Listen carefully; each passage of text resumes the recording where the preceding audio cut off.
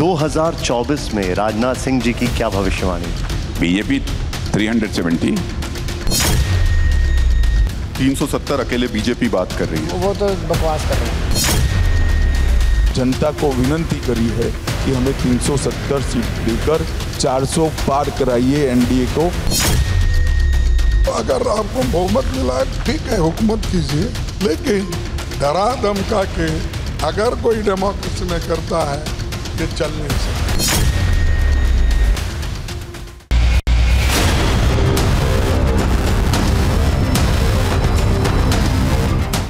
को powered by silver pumps and Motors, नाम याद रखना।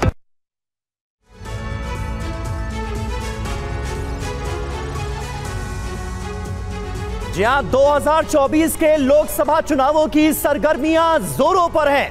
हर पार्टी अपनी अपनी तरफ से पूरा दम लगाने की कर रही है कोशिश, लेकिन विपक्ष में टूट से मारामारी नजर आ रही है तो मोदी की चौथी बार की तैयारी भी नजर आ रही है। जी हां, बिल्कुल सही आपने सुना, तीसरा टर्म नहीं, चौथे टर्म का भी जिक्र होने लगा है। इस बार 400 पार का नारा तो दिया ही जा रहा है। आपके साथ मैं हूं समीर अब्बास, मेरे साथ रवि मिश्रा भी मौजूद हैं। लोकसभा चुनाव की औपचारिक घोषणा में सिर्फ चंद दिन बचे हैं, लेकिन चुनावी जंग की शुरुआत उससे पहले ही हो चुकी है। पीएम मोदी ने एनडीए के लिए टारगेट सेट कर दिया है। बीजेपी 370 पार और एनडीए 400 पार। बिल्कुल, सत्ता सम्मेलन के मंच पर हमने इसी टारगेट को लेकर केंद्रीय गृह मंत्री अमित शाह और रक्षा मंत्री राजनाथ सिंह तक से यह सवाल किए, यह बात की। कांग्रेस अध्यक्ष मल्लिकार्जुन खड़गे और अरविंद केजरीवाल से भी यह सवाल पूछे, लेकिन हमारे मंच से सबसे बड़ी भविष्यवाणी रक्षा मंत्री राजनाथ सिंह ने की। क्या थी वो भविष्यवाणी, वो देखिए आप। सत्ता सम्मेलन के मंच से रक्षा मंत्री राजनाथ सिंह की भविष्यवाणी, चौथे टर्म में भी प्रधानमंत्री मोदी ही आएंगे, ये राजनाथ सिंह ने कहा। सत्ता सम्मेलन के मंच पर राजनाथ सिंह ने किया दावा, इस बार बीजेपी 370 और एनडीए 400 के पार। राजनाथ जी, अब मैं शुद्ध राजनीति पर आता हूं। आप 2 बार बीजेपी के अध्यक्ष रहे। 2014 में जब आप अध्यक्ष थे तभी पहली बार बीजेपी ने बहुमत का आंकड़ा छुआ। 2024 में राजनाथ सिंह जी की क्या भविष्यवाणी है? 2024 में अभी क्या भविष्यवाणी है आपकी? बीजेपी 370, क्योंकि अभी 370 समाप्त किया है हम लोगों ने कश्मीर का और एनडीए 400 के पार। भविष्यवाणी यही है। और एक भविष्यवाणी हमारी और है, सामान्यतः गलत नहीं होती हमारी भविष्यवाणी, है तो आप जानते होंगे अब तक नहीं हुई है। 3rd टर्म में मोदी जी आ रहे हैं, 4th टर्म में भी मोदी जी आ रहे हैं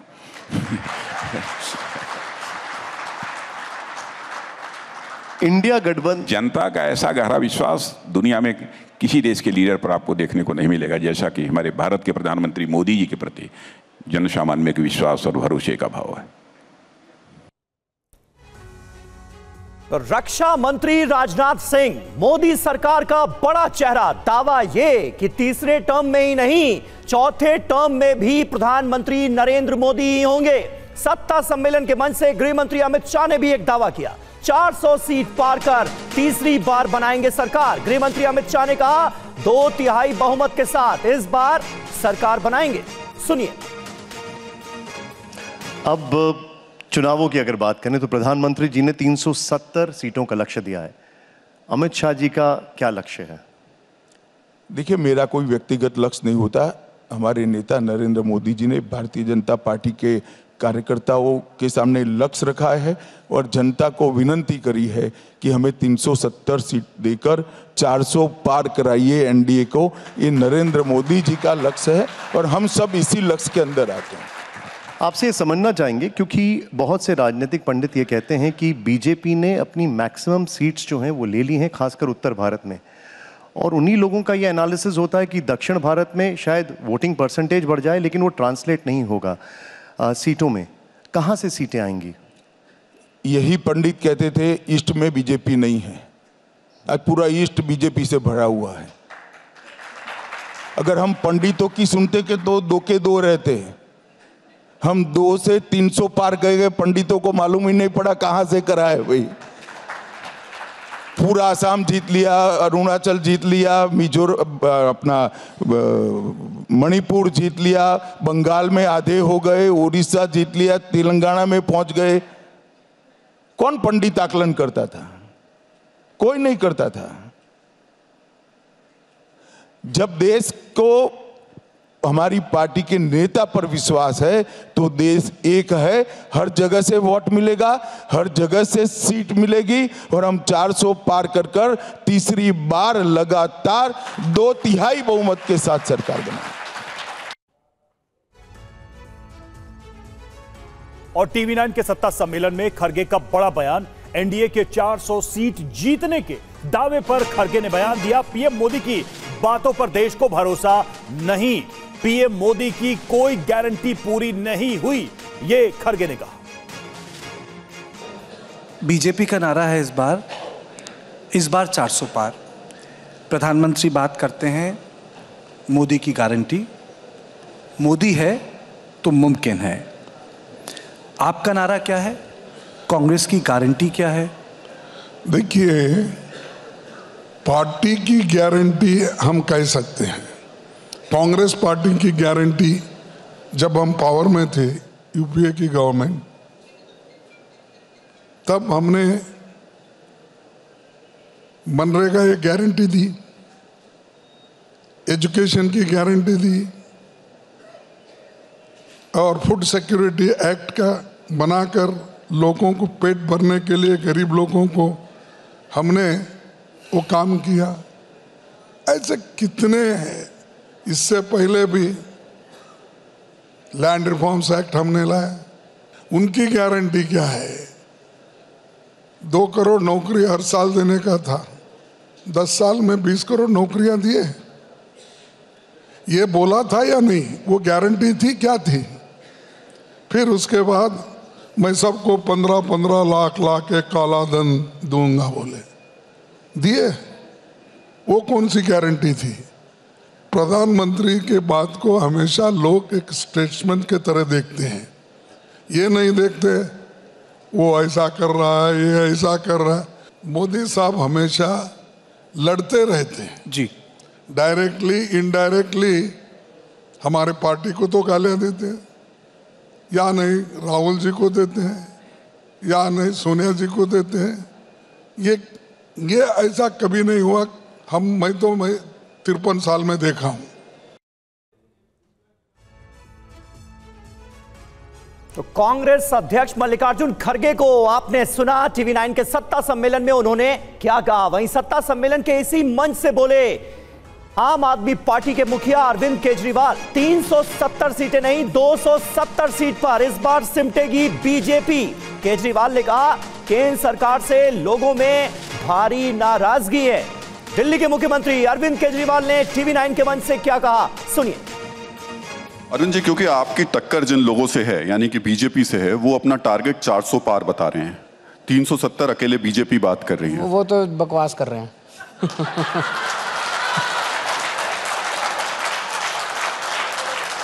हालत देश की ये है, युवाओं को रोजगार नहीं मिल रहा, पेट्रोल 100 पार चला गया है, महंगाई इतनी ज़्यादा हो रही है, तो 270 भी पार कर जाए तो बहुत बड़ी बात है। वो तो 370 की बात कर रहे हैं।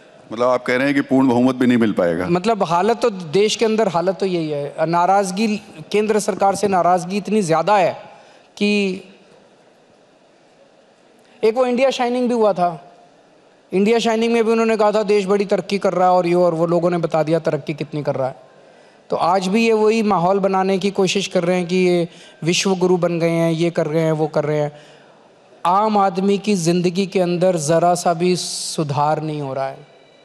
एक फॉल्स परसेप्शन क्रिएट किया जा रहा है, इवेंट मैनेजमेंट हो रहे हैं। जनता की ज़िंदगी जब तक नहीं सुधरेगी तब तक कैसे काम चलेगा। तो अरविंद केजरीवाल ने यह आरोप लगाया कि वादे नहीं पूरे हो रहे हैं, इवेंट मैनेजमेंट ज्यादा हो रहा है। हमारे साथ तमाम खास मेहमान इस वक्त मौजूद हैं। समीर चौगावकर वरिष्ठ पत्रकार हैं, वो हमारे साथ मौजूद हैं। घनेंद्र भारद्वाज आम आदमी पार्टी के प्रवक्ता इस वक्त हमारे साथ जुड़ चुके हैं।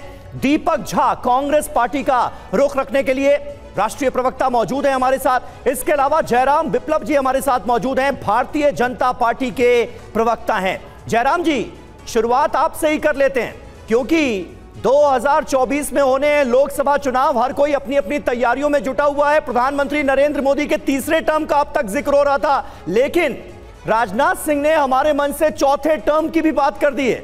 ये कॉन्फिडेंस कहां से आ रहा है? स्वयं राजनाथ जी के ही वक्तव्य में आप सुन सकते हैं कि वो कॉन्फिडेंस सीधे तौर पर जनता के द्वारा आ रहा है। उन्होंने कहा कि मैंने जनता में ऐसा विश्वास किसी प्रधानमंत्री के प्रति आज तक नहीं देखा। तो जब जनता को प्रधानमंत्री पर विश्वास है, प्रधानमंत्री जनता को अपना परिवार मानकर काम कर रहे हैं, अपने परिवार के लिए नहीं, 140 करोड़ लोगों को परिवार का मानकर राष्ट्र को उन्नति की ओर आगे ले जाने का ध्येय है, उसके लिए दिन रात मेहनत चल रही है। तो तीसरा, चौथा, पांचवा, छठवां, जब तक शक्ति और सामर्थ्य है देश की सेवा का, जीवन का क्षण क्षण और कण कण नरेंद्र मोदी जी ने इस भारत को समर्पित कर दिया। लेकिन अभी तो बड़ी चुनौती 2024 की है ना, तीसरे टर्म की है। उस चुनौती में भी मैंने अभी आपके चैनल पर सुना, कट्टर से कट्टर विरोधी केजरीवाल भी मान रहा है कि तीसरी बार सरकार बन रही है। संख्या वो अपने हिसाब से बता रहे हैं, तो विरोधियों में भी ये साहस नहीं है कहने का कि हम चुनाव जीत रहे हैं। चुनाव भारतीय जनता पार्टी मोदी जी के नेतृत्व में जीत रही है, और इस बात को खड़गे जी तो सदन में 400 पार करवा गए थे।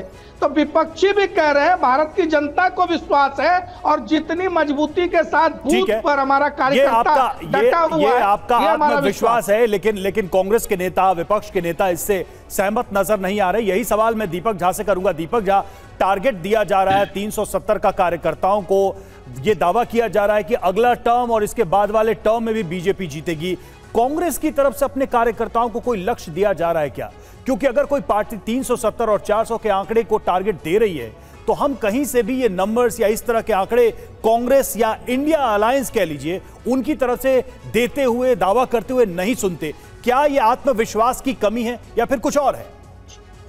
देखिए रवि जी, सबसे पहले आपके दर्शकों को नमस्कार।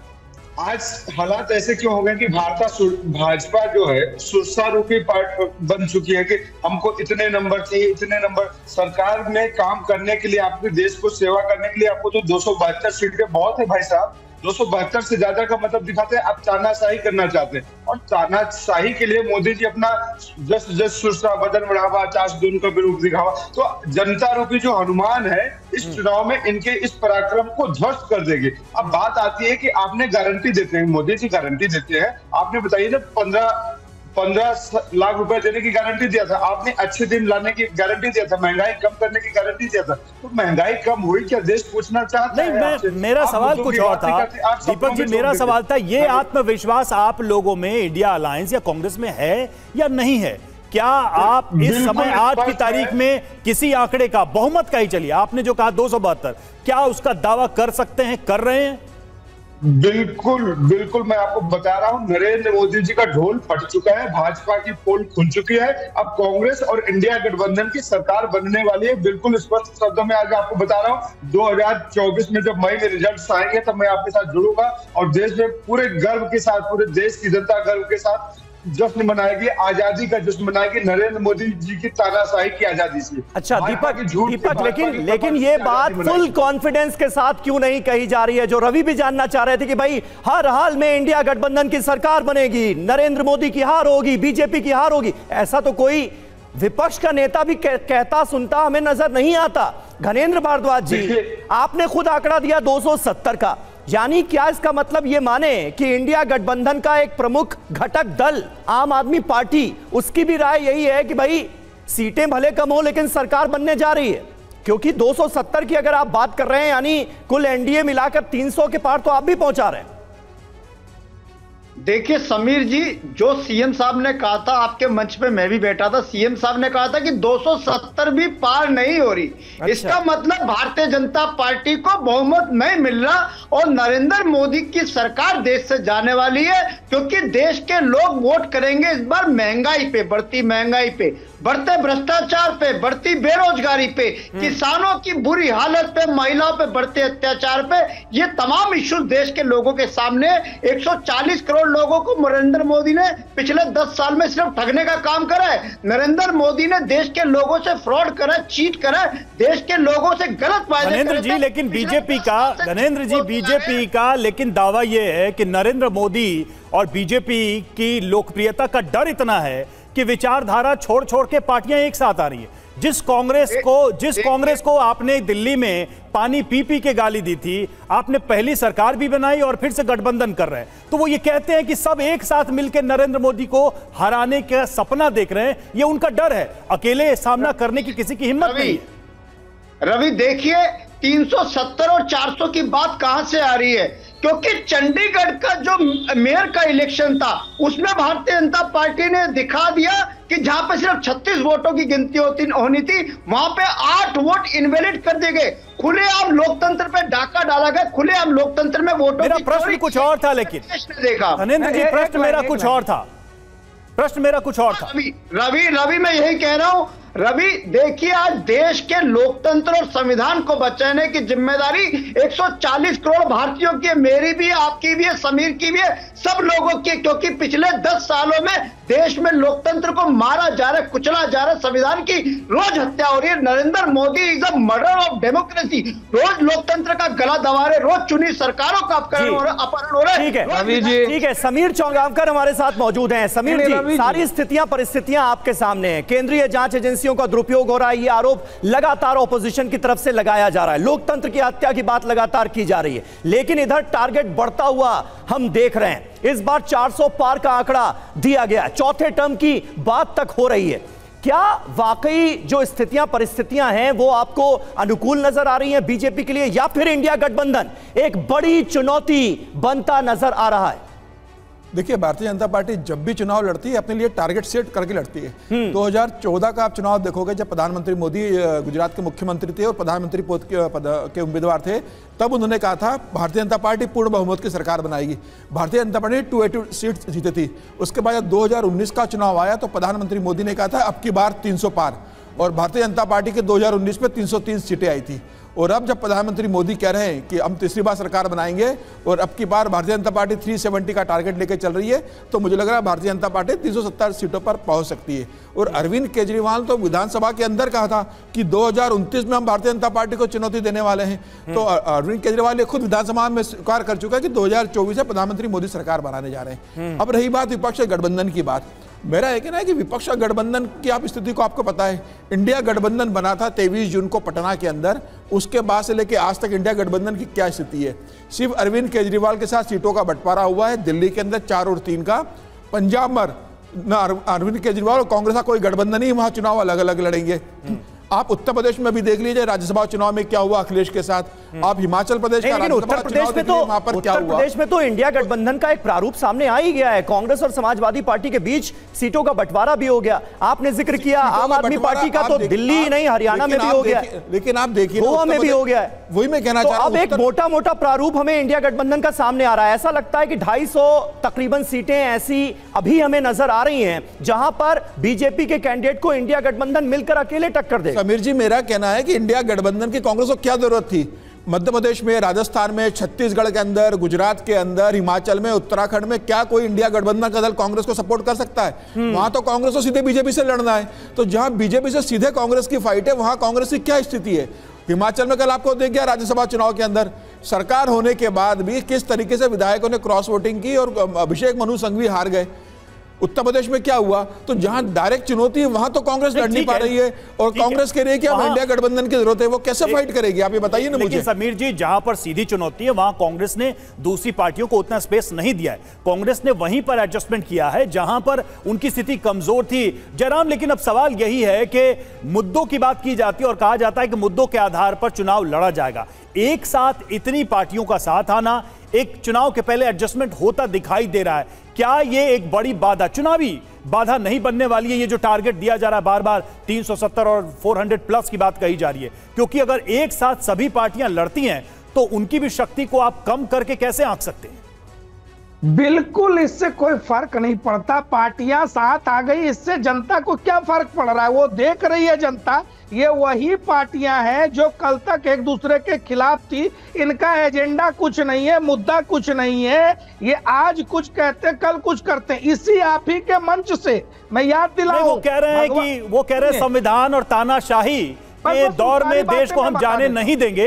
अभी आपने सुना, यही दावा किया जा रहा है। उनके सारे बिंदुओं को जवाब दे देता हूं एक लाइन में। आप अभी याद कर लीजिए, आप ही के मंच से भगवंत मान ने कहा, बयान दिया कि कांग्रेस पार्टी बेईमान पार्टी है, कांग्रेस पार्टी ईमानदार नहीं है। 70 वर्षों से हमारे बुजुर्गों को यही कांग्रेस परेशान करती रही। अब भगवंत मान झूठे हैं, केजरीवाल सच्चे हैं, राहुल गांधी सच्चे हैं या केजरीवाल झूठे हैं? ये जो इनकी आपस की चीजें हैं वो सार्वजनिक है। नहीं, ये एक इंपॉर्टेंट पॉइंट है और ये इंपॉर्टेंट साउंड बाइट थी जो हमारे सत्ता सम्मेलन में निकलकर सामने आई। भगवंत मान ने जो कहा कांग्रेस के लिए, मैं इस पर एक घनेंद्र जी से सवाल लूंगा, लेकिन उससे पहले एक और इंफॉर्मेशन दे दूं। लोकसभा चुनाव के लिए 125 उम्मीदवार हो सकते हैं फाइनल। भारतीय जनता पार्टी के खेमे से यह बड़ी खबर है। बीजेपी केंद्रीय चुनाव कमेटी की पहली बैठक है आज शाम 6 बजे। सीईसी की बैठक में प्रधानमंत्री नरेंद्र मोदी शामिल होंगे। तो कैसे पूरा होगा 400 सीटों का लक्ष्य जो बार बार बीजेपी और एनडीए गठबंधन की तरफ से दावा किया जा रहा है? तो जरा कुछ महत्वपूर्ण बिंदुओं पर नजर डालते हैं। पहली बात, बीजेपी को कम से कम 350 से ज्यादा सीटें जीतनी होंगी, तभी 400 का जो ये टारगेट है ये हासिल होगा। बिल्कुल, और सहयोगी दलों को भी 50 से ज्यादा सीटें जीतनी होंगी, 350 प्लस 50, तब जाकर यह आंकड़ा 400 के आसपास या फिर उससे ज्यादा पहुंचेगा, जो कि अपने आप में एक बहुत बड़ा चैलेंज है। 72 सीटों पर वोट शेयर बढ़ने पर यह टारगेट पूरा हो सकता है। यह एक बहुत अहम पॉइंट है। चौथा पॉइंट है, 2019 में 72 सीटों पर बीजेपी कैंडिडेट्स दूसरे नंबर पर थे, इसलिए बीजेपी को लगता है कि इन 72 सीटों पर ताकत लगाने का फायदा हो सकता है। और पांचवा पॉइंट, कम से कम 40 सीटों पर 2 से 3% वोट बढ़ने पर भी जीत संभव है, यानी कि ये जो मार्जिन है इसको इस गैप को हटाना पड़ेगा बीजेपी को। बिल्कुल, और 1984 के चुनाव में कांग्रेस को मिली थी सबसे ज्यादा 414 सीटें, जो कि अपने आप में एक रिकॉर्ड है। उस रिकॉर्ड के आसपास पहुंचने की कोशिश इस बार बीजेपी और एनडीए की तरफ से है। इंदिरा गांधी की हत्या के बाद कांग्रेस को 50% वोट मिले थे और इस बार बीजेपी ने टारगेट भी एनडीए के लिए यही रखा है, 50% सीटें, और 50% वोट मिलने पर एनडीए भी जीत सकती है 400 सीटें। लेकिन क्या यह मुमकिन होगा? यह अपने आप में एक बड़ा सवाल है। घनेंद्र भारद्वाज जी,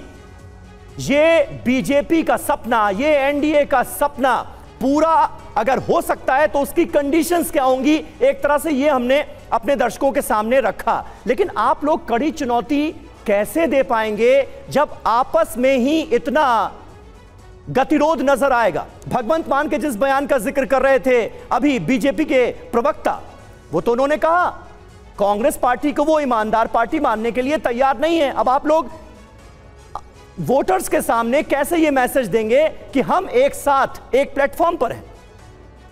देखिए समीर जी, जब से इंडिया गठबंधन का गठन हुआ है और जब से हमारी सीट शेयरिंग हुई है, तब से भारतीय जनता पार्टी, उनके सहयोगी दल जो है घबरा चुके हैं, क्योंकि इतने बेहतरीन तरीके से सीट शेयरिंग हुई है। हम गुजरात में 2 सीटों पे चुनाव लड़ रहे हैं, हम हरियाणा में 1 सीट पे चुनाव लड़ रहे हैं, हम पंजाब में 13 सीटों पे चुनाव लड़ रहे हैं। निश्चित तौर पर जब पंजाब में चुनाव लड़ेंगे तो पंजाब में चुनाव कांग्रेस के सामने लड़ना है। और देखिए, पूरे इंडिया गठबंधन का एक ही मकसद है कि नरेंद्र मोदी की तानाशाही सत्ता को हटाना है, क्योंकि पिछले 10 सालों में डिलीवरी के नाम पर। तो ये इससे क्या मैसेज जा रहा है घनेंद्र जी? इससे क्या मैसेज जा रहा है कि दिल्ली में, गुजरात में, हरियाणा में आप कांग्रेस के साथ हैं, पंजाब में आप कांग्रेस के खिलाफ हैं? इससे वोटर्स कंफ्यूज नहीं होगा? मैं पूरे देश के लिहाज से बात कर रहा हूं, इंडिया गठबंधन की पार्टियों के रुख और रवैये को लेकर। समीर आम आदमी पार्टी एक राष्ट्रीय राजनीतिक दल है। हमारी दिल्ली में सरकार, हमारी पंजाब में सरकार है, हमारे गोवा में 2 विधायक है, हमारे गुजरात में 5 विधायक है, कश्मीर से लेकर कन्याकुमारी तक हर म्युनिसिपैलिटी और पंचायत में आम आदमी पार्टी के सदस्य। ठीक है, वो तो हमें भी पता है आपकी कहां सरकार है। समीर का सवाल बड़ा सपाट था। नहीं गणेंद्र जी देखिए, हमें इतने विस्तार में जाने, जो सवाल उन्होंने पूछा कि भाई वहां कैसे लड़ेंगे जब यहां साथ है। दीपक जी, मैं बहुत इसको और सवाल को स्पष्ट कर देता हूं आपके लिए। पंजाब सरकार पर कांग्रेस के क्या आरोप होंगे चुनाव में? आप लोग क्या मुद्दे उठाएंगे? क्योंकि अगर वहां चुनाव लड़ना है तो आम आदमी पार्टी मान सरकार से लड़ना है तो कुछ आरोप तो लगाएंगे ही, या फिर ये कहेंगे हम साथ हैं लेकिन वोट उनको नहीं हमें दीजिए, ऐसा कुछ बोलने वाले आप? देखिए रवि जी, ये जो सवाल है ये इनरिलेवेंट हो जाता है। बात ये है कि आज के टाइम पे, आज के समय पे पूरा का पूरा देश का जो चौथा स्तंभ है बहुत ईमानदारी के साथ नरेंद्र मोदी की सेवा में दुरुस्त से लगा हुआ है। कहता है नरेंद्र मोदी जी का। अरे नहीं दीपक जी, नहीं देखिए, स्किप मत करिए। आप मान सरकार पे करप्शन का अगर चार्ज लगाएंगे तो दिल्ली में कैसे कहेंगे कि आम आदमी पार्टी की सरकार ईमानदारी से चल रही है? दिल्ली में कांग्रेस ईमानदार है, पंजाब में कांग्रेस। दीपक जी को बोलने दीजिए, दीपक जी को बोलने दीजिए, फिर हम आते हैं आपके पास। दीपक जी बोलिए। देखिए बात आज ये है कि नरेंद्र मोदी जी का गुब्बारा फुलाया जा रहा है, पंप में हवा भरा जा रहा है और नरेंद्र मोदी का गुब्बारा फूटा, जो कि वास्तविकता में से परे है। सिर्फ ये दिखाया जा रहा है कि 400 सीटें। लेकिन आप ये बताइए ना, नरेंद्र मोदी जी सवाल करिए कि 400 सीट लायक काम किया है क्या आपने? कोई काम किया नहीं किया धरातल पे। आज सिर्फ और सिर्फ गुब्बारा फुलाया जा रहा है विकास का। रवि जी, बड़े अफसोस के साथ मैं कहूंगा, जो देश में गांधी का देश था, खादी का मीडिया था, आज सूट-बूट का मीडिया बन चुका है और नरेंद्र मोदी सूट-बूट। अरे भाई दीपक बार बार आप कह रहे हैं ये 400 का आंकड़ा दिया जा रहा है। हम कह रहे हैं आपकी तरफ से भी कोई आंकड़ा आ जाए। हम ये भी कहेंगे कि इंडिया गठबंधन ने ये वोटर्स को गारंटी दी है कि इस बार इतनी 400 सीटें आ रही हैं। ये दावा कर दिया है कि 400। ये बीजेपी का दावा ही है ना, आ थोड़ी गई उनकी सीटें, ये वो दावा कर रहे हैं। आपका दावा क्या है बताइए? कितने नंबर्स लेकर आएंगे? कितनी सीटें आ रही हैं इस बार कांग्रेस पार्टी की और कितनी सीटें आएंगी इंडिया गठबंधन की? बताइए। मेरा दावा यह है कि हमारे इंडिया गठबंधन का 310 प्लस सीटें आएंगी। इंडिया गठबंधन की सरकार बनेगी 310 से। हम सबको खत्म नहीं करना चाहते हैं, हम इस देश में विपक्ष को भी रखेंगे, मजबूत विपक्ष। कांग्रेस पार्टी की कितनी सीटें आ रही हैं? कांग्रेस पार्टी की कितनी सीटें आ रही हैं? 200 सीटें आएंगी। कांग्रेस पार्टी की 200 सीटें के आसपास आ जाएंगी। बिल्कुल आप स्पष्ट रूप से समझ। तो यही फर्क है ना, यही फर्क है। आप दावा तक नहीं कर पा रहे हैं कि आपकी पार्टी अकेले बहुमत ला सकती है। उधर से दावा किया जा रहा है 370 का, उधर से दावा 370 का है नहीं समीर भाई, हम अकेले नहीं है, हमारे साथ पूरा का पूरा विपक्ष है देश में। हम अकेले नहीं राज करना चाहते। अरे अकेले तो वो भी नहीं है, उनके साथ भी एनडीए के 38 घटक दल हैं। नेतृत्व देना चाहिए। तो हमारे साथ ये है, उनके साथ 40 घटक दल है, क्योंकि तोड़ फोड़ की जनमत के लुटेरे, लोकतंत्र के हत्यारे हैं भाजपा। लोगों को डराते हैं ईडीआई सीबीआई के थ्रू। अब देखिए रवि जी, ठीक है दीजिएगा। जयराम कमेंट करना चाहते हैं इस पे, जयराम का रिएक्शन ले लेते हैं जी प्लीज। देखिए लोकतंत्र एक बड़ा टर्म आजकल इस्तेमाल किया जा रहा है। देश में प्रमाणित रूप से लोकतंत्र की हत्या करने वाले कांग्रेस पार्टी है और राहुल गांधी जी की दादी ने वो कुकृत्य किया था जिससे 140 करोड़ की जनता लड़ करके लोकतंत्र को बहाल कर पाई। अब बीच में मत बोलिएगा दीपक जी, मैंने सुना, शांति से सुनिए। रवि जी, ये तो अन्याय है हमारे साथ। दीपक जब लौटेंगे आपके पास, आपको हमने पूरा अवसर दिया। अच्छा, इन्होंने एक शब्द कहा कि खादी नहीं सूट बूट की सरकार। अरे भैया, इसी सरकार में खादी एफएमसीजी ग्रुप में 1 लाख करोड़ का सालाना आय करने वाला कंपनी बन गया। खादी को कहां से उठाकर कहां मोदी जी ने पहुंचाया। यह नरेंद्र मोदी की ब्रांड वैल्यू है, यह नरेंद्र मोदी की लोकप्रियता है, यह नरेंद्र मोदी की अपील का असर है। और आज आम आदमी पार्टी के जो नेता बड़ी बड़ी बातें कर रहे हैं। अरे फ्रॉड क्या है होता है बताता हूं। बिजली बिल वसूलने का काम किसका है? बिजली बिल बनाने का दिल्ली में काम किसका है? बिजली बिल किस विभाग के अंतर्गत आता है? पानी का बिल किस विभाग के अंतर्गत आता है? पानी का बिल गलत कौन बनाता है? वो है दिल्ली का जल निगम, जल बोर्ड। और आरोप किसके ऊपर? भारतीय जनता पार्टी के ऊपर।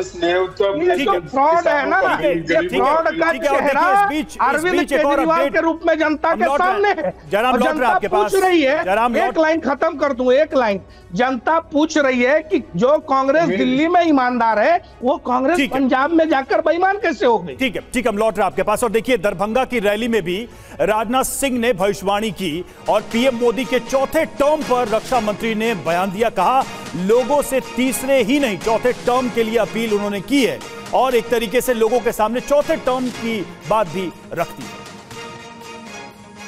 यह गारंटी हम लोगों की है। अब हम लोग धीरे धीरे लोगों को रोजगार देना प्रारंभ किए।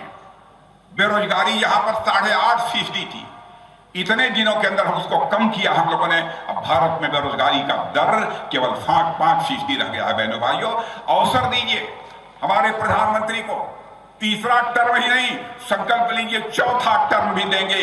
हम गरीबी के संकट को भी दूर करेंगे और बेरोजगारी के संकट को भी दूर करेंगे। तो तीसरा टर्म ही नहीं चौथा टर्म भी देंगे, ये संकल्प लीजिए।